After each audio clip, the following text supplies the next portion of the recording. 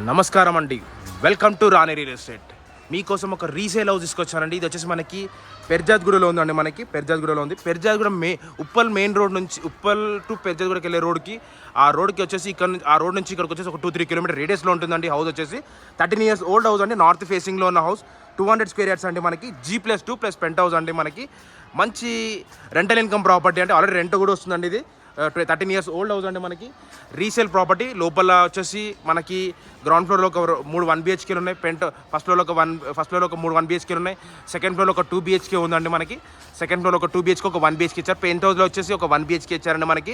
మనకి రెంట్ కూడా వస్తుందండి. రెంట్ వచ్చేసి మనకు ఒక అప్రాక్సిమేట్లీ 65,000 దాకా రెంట్ అని చెప్పారండి. మనకి 65,000 దాకా రెంట్ వస్తుందన్నారు.